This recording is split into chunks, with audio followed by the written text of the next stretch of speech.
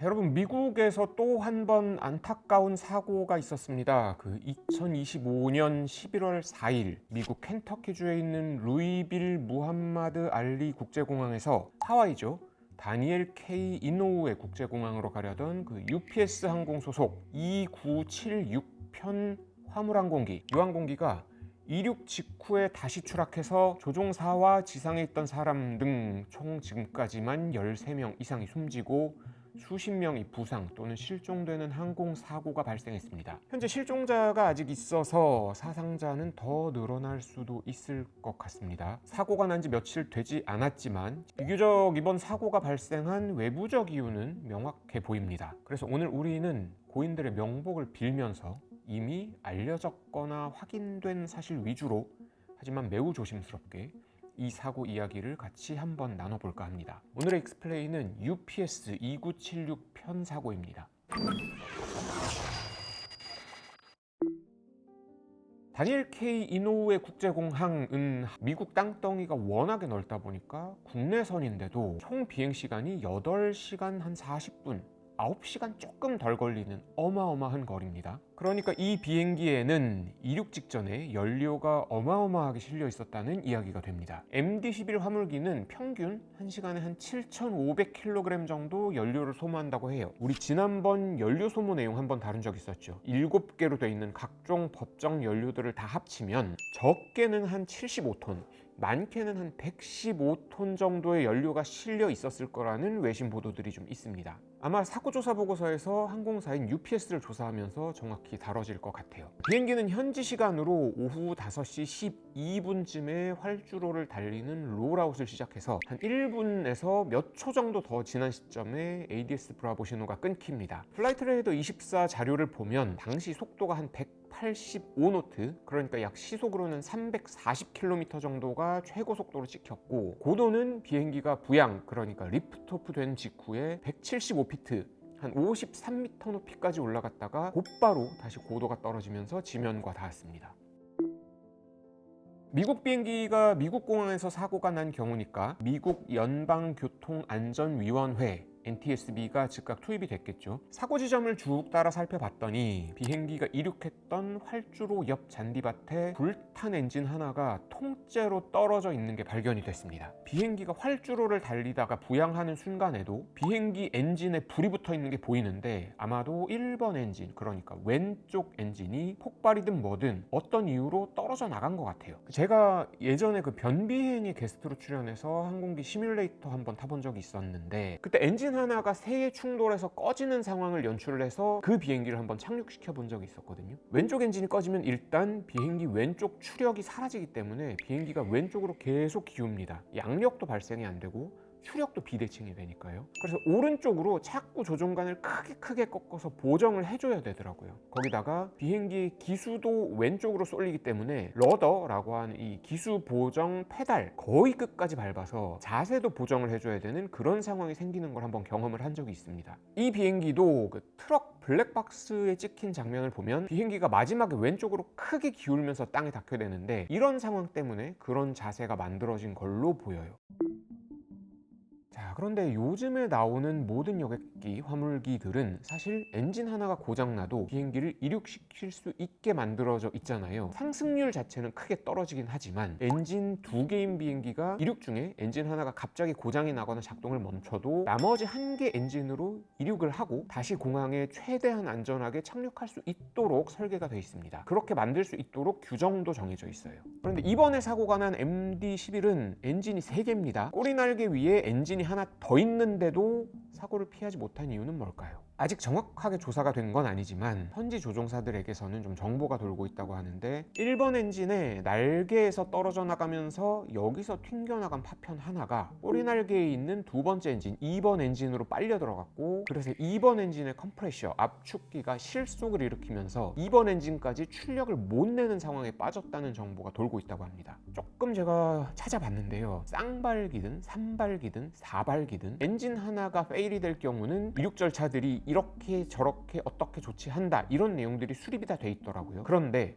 3발기에서 만약에 엔진 두 개가 멈췄을 때 이륙 절차가 어떻게 돼 있는지 공개되어 있는 QRH라든지 Fcom 같은 것들을 다 찾아봤는데 없어요. 못 찾았습니다. 다만 QRH에는 뭐가 있었냐면 엔진 두 개가 페일일 경우에는 어프로치 절차에 대해서는 명시된 게 있더라고요. 다만 이륙 상승 단계에 대한 명시는 없었습니다. 못 찾았어요. FAA 미국 연방항공청 규정의 25-123을 보면 3발기하고 4발기에서 엔진 두 개가 고장일 경우 설계상의 비행 가능한 상승률에서 3발기는 0.3%, 4발기는 0.5%를 더 낮춰서 비행 경로를 수립해야 된다. 이런 내용이 있습니다. 조금 복잡하고 어려운데 이게 언제 적용되는 규정이냐 하면 비행기가 어느 정도 고도를 확보한 상태에서 순항에 접어들었거나 순항 고도를 향해서 나가기 시작하는 인루트 단계일 때 적용하는 규정이에요. 3발기, 4발기 중에 엔진 두 개가 고장났을 때 테이크오프나 클라임 단계에서 어느 정도 성능을 만족해야 한다 이런 규정은 없었습니다. 못 찾았어요. 왜 계속 못 찾으냐고 말씀을 드리냐면 혹시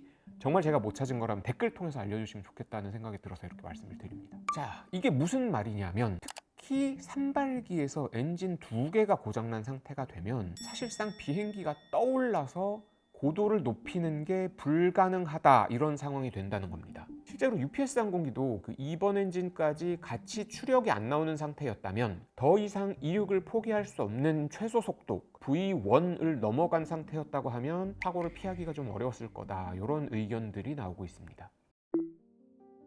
사고 비행기에 달려있던 엔진은 제너럴 일렉트릭에서 제작한 CF6-80C2D1F 최대 추력 한 6만 파운드 정도, 엔진 무게는 4.5톤 정도 나가는 엔진입니다. 그리고 이 4.5톤짜리 엔진이 비행기에 매달려 있을 수 있게 해주는 부품이 바로 파일런이라고 부르는 날개 밑하고 엔진을 연결해주는 부분이에요. 비행기에서 엔진을 떼내서 정비할 때를 빼면 이 파일런이라는 부분은 사실상 비행기가 처음 만들어져서 태어나면서 수명을 다할 때까지 한 번도 쉬지 않고 몇 톤이나 되는 엔진을 붙잡고 계속 버텨야 되는 거잖아요. 파일런을 통해서 엔진에서 만들어내는 압축 공기의 일부가 기내로 전달이 되고 그게 기내 온도도 조절하고 압력도 조절해야 되고 엔진에서 만들어진 전력이 전선을 타고 공급이 되면서 전기도 사용할 수 있게 해야 되잖아요. 그리고 날개하고 동체에 있는 연료를 최종적으로 엔진으로 뿜어내주는 연료 파이프도 이 파일런 안에 모두 들어있을 거고요. 그러니까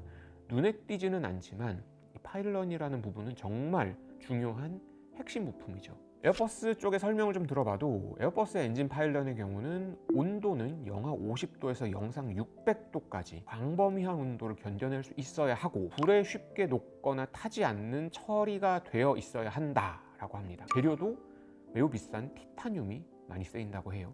이렇게 매우 높은 강도로 제조되는 이유도 엔진이 비행기에서 떨어져 나가서는 안 되기 때문인데 우리 버드 스트라이크 최근에 몇 번 다뤘잖아요. 엔진이 이런 충격을 받더라도 엔진이 떨어져 나가는 등의 심각한 손상이 발생해서는 안 된다라는 규정이 명문화되어 있고 비행기가 또 대양을 건너가기 위해서 받아야 되는 인증 EDTO 그거 받을 때도 엔진이 얼마나 잘 붙어있냐라는 요소들이 평가 항목으로 들어가 있다고 합니다. 그럼 지금까지 비행기 엔진이 떨어져 나간 사고가 한 번도 없었냐? 있었습니다. 우선 네덜란드에서 이스라엘의 항공사 LR747 그때도 화물기였습니다. 이 비행기의 3번 엔진이 떨어져 나가면서 바깥쪽에 4번 엔진을 때렸고 그 충격으로 4번 엔진도 같이 떨어져 나가면서 오른쪽 엔진이 싹 다 날아가 버린 비행기가 아파트 주거 건물에 충돌을 하면서 또 수십 명이 사망하는 비극적인 사고가 발생한 적이 있습니다. 미국에서도 아메리칸 항공이라는 회사가 운영한 3발기 DC-10이라는 이 기종에서 엔진이 떨어져 나가면서 탑승객하고 지상 직원 273명이 사망하는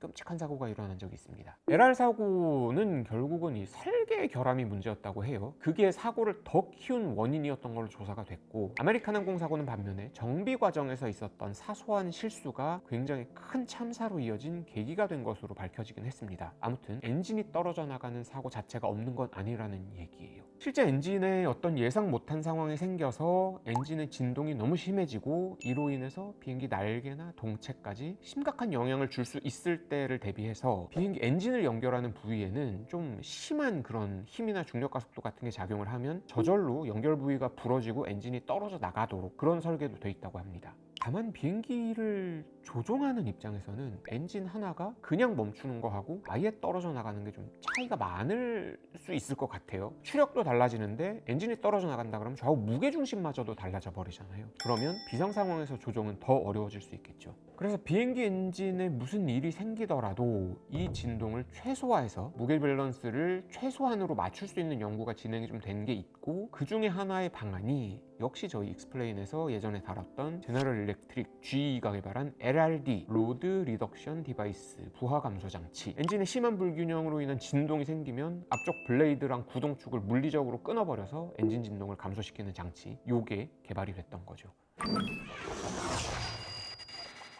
최근에 크고 작은 항공사고가 좀 많이 보도가 되고 있습니다. 작은 사고들이야 뭐 워낙에 요즘 인터넷하고 SNS가 발달해서 전해지는 거라고 이해한다고 쳐도 인명피해가 있는 큰 사고들이 좀 많이 나오는 것 같아서 좀 안타깝습니다. 항공업계 일부에서는 이런 사고들이 코로나 때 항공사랑 공항이 워낙에 감원을 많이 했다가 최근에 항공 수요가 다시 늘어나니까 공항하고 항공사 전부 다 인력 부족이 생기고 숙련된 직원도 많이 줄었기 때문이다, 이런 얘기들을 하는 경우도 좀 들리더라고요. 우리가 비행기를 탈 때 걱정하는 마음보다는 들뜨고 설레는 마음이 더 앞서는 이유는 바로 우리가 비행기에서 내릴 때까지 안전을 책임져주는 많은 사람들의 노력이 있기 때문일 겁니다.